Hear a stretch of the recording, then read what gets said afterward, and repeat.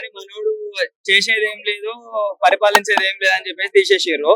So ఆ pressure ఎక్కువైపోయి ఇంకా జైలుకి వెళ్ళిపోతా అని చెప్పేసి ఇంకో ప్రెజర్ పెట్టుకొని ఇట్లా ప్రెజర్ మీద ప్రెజర్ పెట్టుకుని మాకు అనిపిస్తుంది ఫస్ట్ జైలుకి పోతాడా లేకపోతే పైకి పోతాడా అని చెప్పేసి మేము చాలా కన్ఫ్యూజ్ అవుతున్నాం. పైకి పోయినా అంతగానో మాకు సాటిస్ఫాక్షన్ ఉండదు. ఇక్కడ మ్యాటర్ ఏంటంటే ఎప్పటి నుంచో కూడా ఒకటే పార్టీ కోసం పనిచేసిన వ్యక్తి పోతే బాధపడాల్సింది పోయి ఇంకా ఆయన మీద ఈ విధంగా కౌంటర్ వేయడం కరెక్టేనా? అదే ఇలాంటి ఒక వ్యక్తికి పవన్ కళ్యాణ్ గారి గురించి ఒక గొప్ప వ్యక్తి గురించి మాట్లాడే అర్హత ఉందా అనేది క్వశ్చన్. అర్హత అసలుకే లేదన్న. ఎట్లుంటది అర్హత? ఫస్ట్ మనిషి అయితే అర్హత ఉంటది కదా.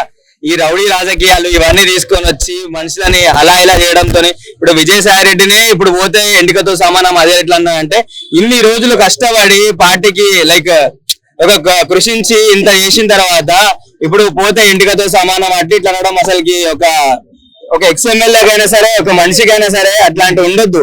ఎందుకంటే సొంత నాన్ననే లైక్ మొత్తం అట్లా చేసేసి అందరికి తెలుసు అది. సో వల్ల ఆయన ఇప్పుడు ఇట్లా ఒక్కరు పోతారు అని చెప్పి అంటే ఇప్పుడు ఒకడు పోతాడు, రేపు అన్నాడు ఇప్పుడు ఉన్న 11 మంది కూడా వెళ్ళిపోవచ్చు. వెళ్ళిపోయిన తర్వాత కూడా మీరు అప్పుడు కూడా పిచ్చి పట్టిన లాగా మొత్తం పోయినా సరే నేను ఒక్కనే వైసీపీని చూసుకుంటా అని చెప్పేసి పార్టీలోనే పిచ్చే అవకాశాలు చాలా ఉన్నాయి. అసలు మొత్తానికి పార్టీనే ఉండదు అనేది కొంతమంది మాట. ఉండదన్నా, ఒక్కరు చాలు. ఒక్కసారి జైలుకు పోతే పార్టీ కాదు కదా జగన్మోహన్ రెడ్డిని కూడా మర్చిపోతారు. ఎందుకంటే మనుషులు ప్రాణం కన్నా ఎక్కువ నమ్మిండ్రు. అమ్మఒడి అది చేస్తుండు లైక్ అది చేస్తుండ అని చెప్పేసి అన్నారు కానీ అమ్మఒడి పోయి బొమ్మఒడి దాకా చేసేసాడు మొత్తం మనవాడు. సో ఇట్లా చేసుకున్నా సరే అన్న జగన్ ఒక 5-6 నెలలు అసలుకి ఇంకా జైలుకి వెళ్ళి మనకు కనిపించడు టాటా బాయ్ బాయ్ అని చెప్పేసి చెప్తాడు.